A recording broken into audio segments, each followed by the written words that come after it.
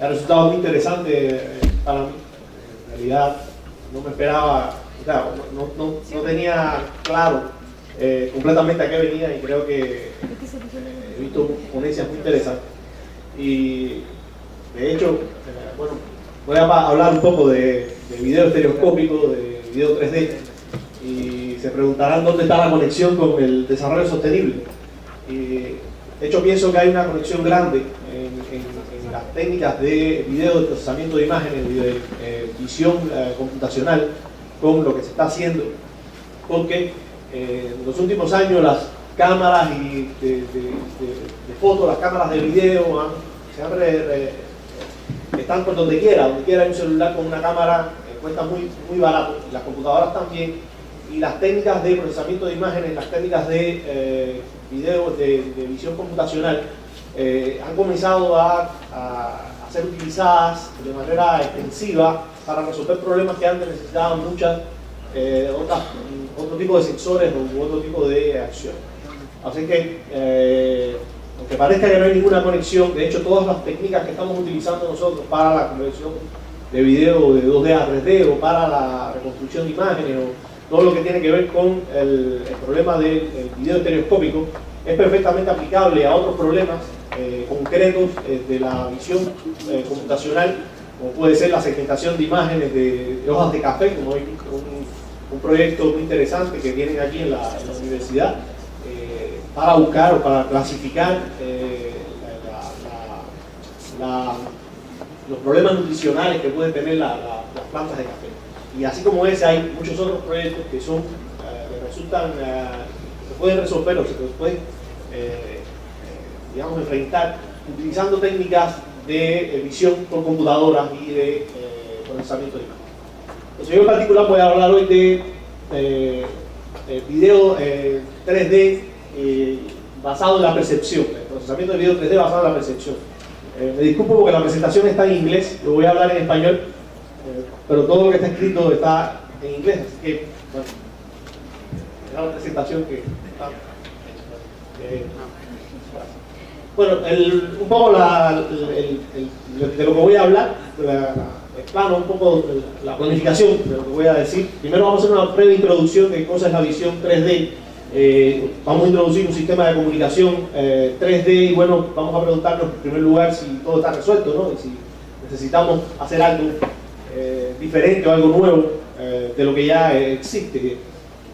Vamos a ver a continuación tres ejemplos de problemas que nosotros hemos enfrentado en función de mejorar la visión, o mejorar el efecto de 3D que va a tener el espectador cuando está utilizando este tipo de sistema. El primero va a ser la creación de contenido. Vamos a ver después que un sistema de comunicación 3D está compuesto de básicamente tres partes, donde la primera es la creación de contenido. Vamos a hablar de creación de contenido, y en particular de la conversión de video de 2D. 2D significa monoscópico, que conocemos en la televisión normal, a 3D estereoscópico. Después vamos a hablar de procesamiento de video como tal, 3D. En particular voy a hablar de la generación de nuevas vistas a partir de la imagen monoscópica y la profundidad. Y voy a introducir brevemente un sistema de proyección que estuvimos trabajando para resolver o para tratar de resolver un problema común en los sistemas de visión 3D. Bueno, al final vamos a concluir muy brevemente. En primer lugar, ¿de qué hablamos cuando hablamos de un sistema de visión 3D, o cuando hablamos de la visión, de la información visual 3D? Hablamos de la posibilidad de poder ver, como mismo vemos nosotros, tener información de profundidad. Normalmente cuando vemos la televisión, cuando estamos viendo este proyector, toda la información visual que tenemos está visible en un único plano, en el plano de la pantalla de proyección, y no podemos saber si lo que estamos proyectando, lo que estamos viendo, debería estar delante o debería estar detrás. Vamos a ver después que efectivamente nosotros podemos hacerlo, pero normalmente con el sistema de proyección que tenemos aquí no es posible distinguir si los objetos están en un plano delante de la pantalla o detrás de la pantalla. Por supuesto, hay maneras de lograr eso. La manera de lograrlo, el cine estereoscópico ha sido introducido y utilizando espejuelos polarizados o espejuelos que cierran un ojo alternativamente.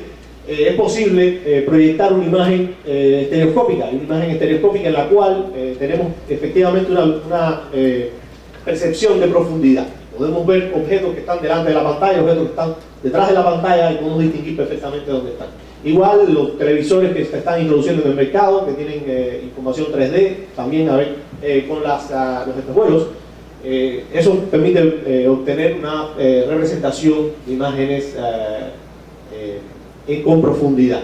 Hay también en móvil, en celulares, en internet y los juegos se utiliza este tipo de proyección.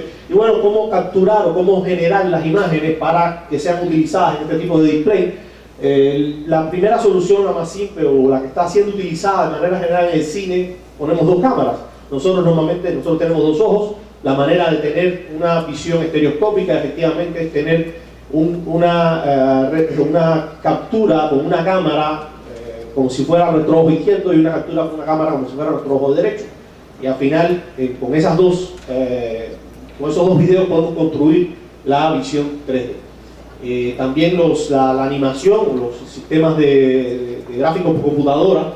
Y bueno, existe la posibilidad también de hacerlo a partir del video normal que conocemos, que es haciendo conversión de 2D a 3D.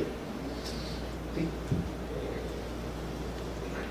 O sea, el sistema de comunicación de video 3D que estamos hablando parte de una primera parte que sería la creación de contenido. Vamos a crear un contenido que, como dijimos, tiene que ser un contenido 3D, básicamente dos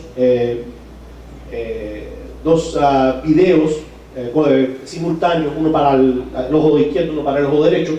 Después vendría una etapa de procesamiento y compresión, podemos transmitirlo, guardarlo, después de compresión y otro procesamiento para mostrarlo en la pantalla, y al final viene, por supuesto, un display, una pantalla donde vamos a representar eso.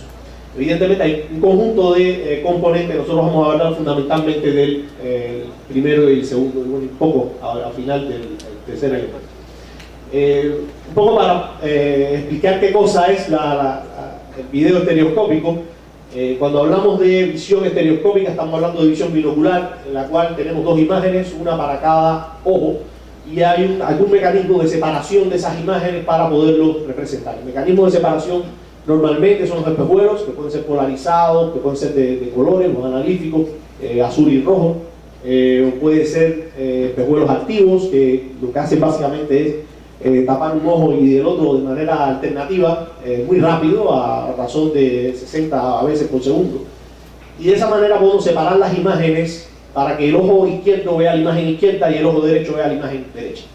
Y de esa manera estamos recibiendo lo mismo que estaríamos recibiendo si fuéramos nosotros los que estuviéramos viendo con nuestros propios ojos. Hay algunas diferencias importantes, pero ese es el esquema básico. En ese caso, hay un video aquí. Si pones el mouse, eso, clic.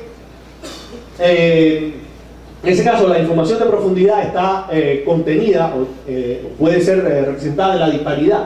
En definitiva, es la distancia que hay entre la representación de un objeto entre las dos imágenes. O sea, si la disparidad si el objeto está delante de la pantalla, la disparidad es negativa, los objetos se cruzan, los rayos se cruzan. Si el objeto está detrás de la pantalla, la disparidad es positiva y los rayos no se cruzan. Cuando la disparidad es cero, efectivamente, si la disparidad es absolutamente cero, quiere decir que el objeto está en el mismo plano de la pantalla en la que estamos proyectando. De esta manera es que logramos obtener la profundidad cuando estamos haciendo una representación en un display tridimensional. Es decir, en este caso, lo que necesitamos para tener 3D es que haya disparidad, que haya una distancia entre la representación de un objeto entre la imagen izquierda y la imagen derecha. Entonces, estaba hablando de que efectivamente ya todo esto existe, el cine 3D existe, las cámaras existen, o sea, nosotros tenemos cámaras para capturar contenido 3D, tenemos los displays, tenemos incluso estándares para la transmisión. Falta algo. Efectivamente, como en todo lo que se hace, siempre hay problemas. O sea, evidentemente la visión estereoscópica, como se comercializa hoy, tiene un conjunto de problemas, y ese conjunto de problemas son que, por ejemplo, que los espejuelos no son necesariamente óptimos. Pudieran ser muy buenos en el cine, pero en el entorno de ver la televisión, en la casa, los espejuelos no funcionan bien. Por ejemplo, el hecho de que tengamos solamente dos imágenes y que las imágenes sean fijas y que no cambien, cuando nos movemos estamos viendo exactamente las mismas dos imágenes. Sin embargo, cuando nosotros nos movemos, nuestros ojos van a ver imágenes diferentes, y entonces hay un efecto de rotación de la escena que se produce cuando estamos utilizando este tipo de proyección, y ese problema afecta la calidad de la presentación que estamos haciendo. O sea, evidentemente cuando nosotros movemos la cabeza no esperamos que la habitación se mueva, estamos esperando que la habitación se quede en el lugar y que nuestra visión cambie de posición, y no es eso lo que pasa cuando tenemos solo dos imágenes. Evidentemente hay distorsiones en la profundidad. Si tenemos solo dos imágenes y nos alejamos o nos acercamos a la imagen, va a cambiar la percepción de profundidad, y al cambiar la percepción de profundidad estamos cambiando la geometría de la escena. Eso es algo que no es deseable. Por supuesto, también tenemos la posibilidad de ver el mismo contenido en una pantalla de cine, en una pantalla de televisión o en una pantalla de un celular, y cambiar el tamaño de la pantalla cambia la cantidad de profundidad que estamos percibiendo, la cantidad de profundidad que percibimos. Ahora, eso implica en ese momento que cambiar la talla, cambiar el tamaño de la imagen que estamos proyectando, va a cambiar qué es lo que estamos percibiendo con profundidad, y necesitamos modificar las imágenes. Y bueno, hay algunos otros que evidentemente son problemas implícitamente relacionados con la tecnología y que necesitan ser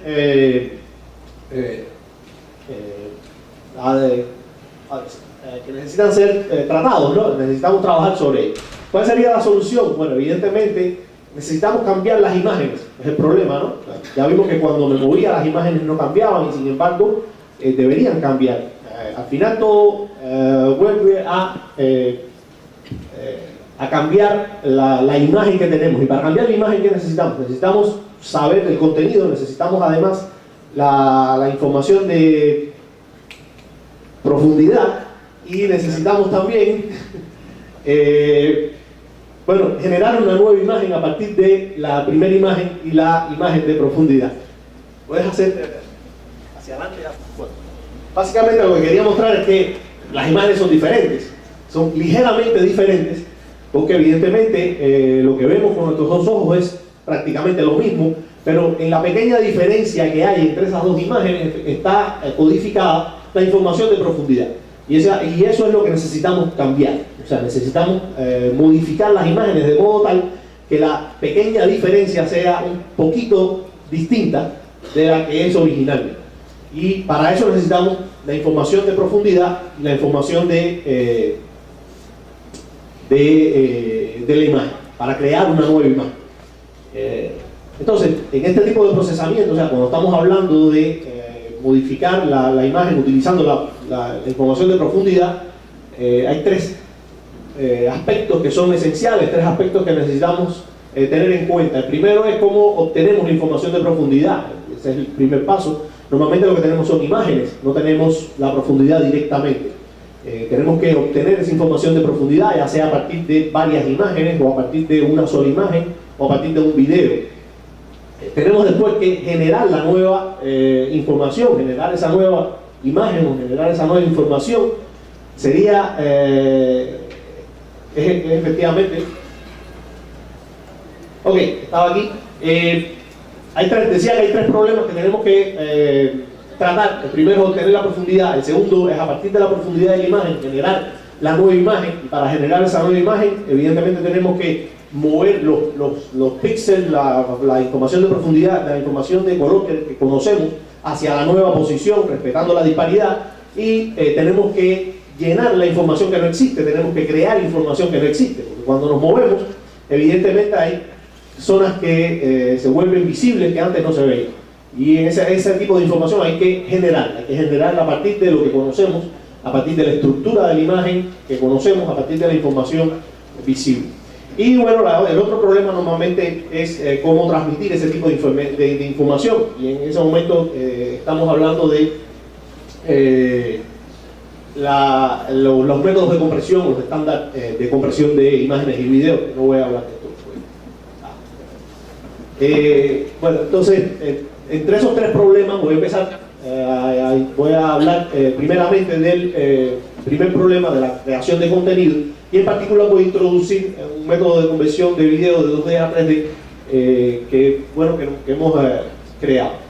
Para la creación de contenido hay muchas maneras de crear contenido 3D. Decía que puede ser simple y llanamente capturar el contenido con una multitud de cámaras de video. Podemos tener 5, 10, 18 cámaras, crear el contenido, capturar el contenido 3D. Eso evidentemente es caro y complejo. Podemos utilizar métodos de animación, lo que se usa en el cine, por ejemplo, para hacer las películas de animación de Disney que se muestran en 3D en el cine. Se hace con animación, efectivamente es más simple, puede ser más barato, pero es menos realista. O podemos utilizar métodos de conversión de 2D a 3D, es decir, podemos coger los videos 2D que conocemos, los que estamos acostumbrados a utilizar, y crear la información de profundidad. Crear la información de profundidad, introducirla en el video y crear un video estereoscópico. Eso evidentemente, esto es lo que estamos nosotros tratando de hacer. Solo una nota, que la mayoría de las películas en 3D que se muestran en el cine son creadas de esta manera. Aunque parezca sorprendente, aunque sean películas que están tratando temas que son realistas, con personajes de verdad, son películas que se crean utilizando métodos de conversión. Porque la creación de video estereoscópico utilizando solamente 2 cámaras es todavía compleja y cara. En ese momento nos quedamos con una sola cámara. O sea, no solo tenemos una cámara y tenemos que, a partir de una sola cámara, construir la segunda cámara que nos hace falta para la visión estereoscópica. O sea, el esquema general de lo que queremos hacer: tenemos una cámara original, un video original, que sería nuestro video izquierdo, por ejemplo, y tenemos que generar un video derecho.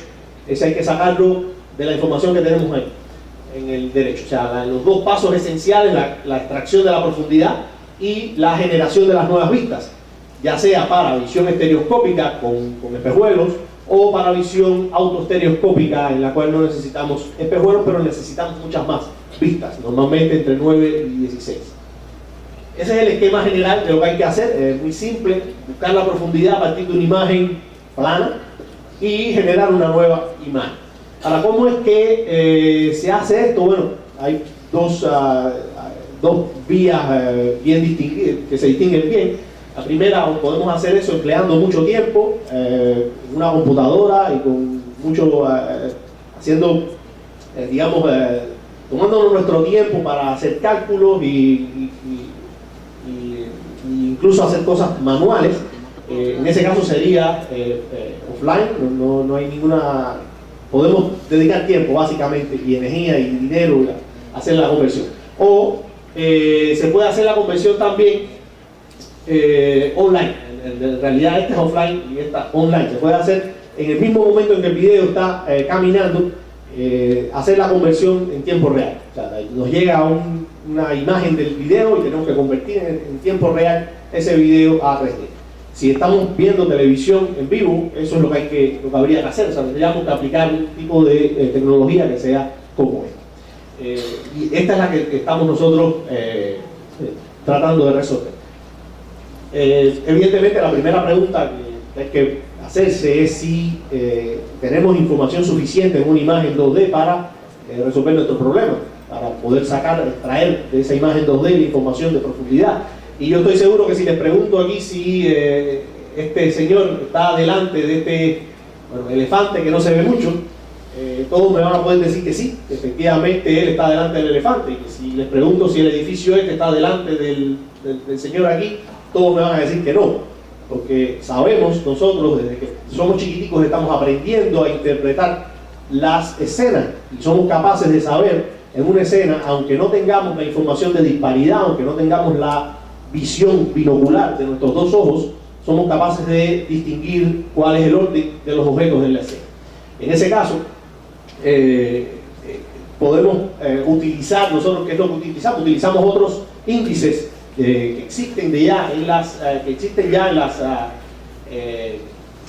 las imágenes para ayudarnos a ponerles profundidad a los objetos. A tal punto de que hay artistas que pintan utilizando ese tipo de índices sobre superficies completamente planas, en este caso la calle, por ejemplo. Edgar Müller pinta en superficies planas utilizando perspectivas de tal manera que se ve como si fuera la profundidad real. O sea, en este caso es plano y utilizando las técnicas de los índices de profundidad que normalmente nosotros utilizamos para comprender la profundidad en las escenas, él está dando una sensación de profundidad muy intensa. O sea, que nosotros pudiéramos utilizar este tipo de técnicas, y eso es lo que efectivamente se hace. Vamos a buscar dentro de las imágenes 2D los índices de profundidad que nos van a ayudar a crear la información de profundidad que vamos después a utilizar para crear las nuevas imágenes. ¿Cómo buscar esos índices de profundidad? ¿Cómo buscar esa información de profundidad? Bueno, hay tres maneras básicas de hacerlo. Podemos pedirle a alguien que se siente delante de la imagen y me diga a qué profundidad está cada uno de los objetos que está mirando. Efectivamente eso se hace. En las películas de las que estamos hablando, de que se hacen conversiones de 2D a 3D, hay un montón de artistas sentados frente a una computadora definiendo dónde hay un objeto y dándole un valor de profundidad a cada uno de esos objetos. Se hace manualmente en el día de hoy, ya no estoy hablando hace 10 años, en el día de hoy muchos de los trabajos que se hacen en cine de conversión 2D a 3D se hacen de manera manual. Podemos también tratar de extraer de manera automática esa información, por ejemplo, la información de perspectiva. Pudiéramos decir que utilizando técnicas de procesamiento de imágenes podemos identificar la posición de cada una de las líneas que se forman cuando las paredes chocan con el techo. Esas líneas, si vemos una imagen, se van a encontrar en un punto en el infinito, y si somos capaces de identificar ese punto en el infinito, quiere decir que sabemos dónde está el infinito en profundidad, y podemos entonces darle una estructura en profundidad a la escena. Bueno, ese es uno de los tipos de técnicas que se utilizan para generar la profundidad. O podemos simplemente darle una profundidad al objeto aplicando técnicas que vienen del conocimiento que tenemos normalmente nosotros de las escenas. Por ejemplo, hay varias formas de hacerlo. Después voy a venir sobre eso. Pero primero quería mostrarles cuáles son los índices de profundidad que utilizamos normalmente para identificar los objetos. Evidentemente uno de ellos es el movimiento. Hay un video aquí, por favor. El movimiento, todos hemos estado en un autobús o en un tren y hemos visto cómo los objetos que están cerca del toro pasan rápido, los objetos que están lejos pasan mucho más lento. Bueno, eso es un índice de profundidad que se utiliza de manera general para extraer la profundidad de las escenas. Cuando tenemos un video, cuando tenemos movimiento, podemos utilizar este tipo de técnicas, efectivamente. Pero también hay otras, o sea, podemos utilizar la superposición, si hay dos objetos que están uno delante de otro. Por ejemplo, ustedes miran aquí y el podio está tapando el cartel. Evidentemente podemos saber directamente que el cartel está detrás del podio, solo porque hay uno que está tapando al otro. Están la textura o el tamaño que tienen los objetos y la posición que tienen los objetos en la imagen.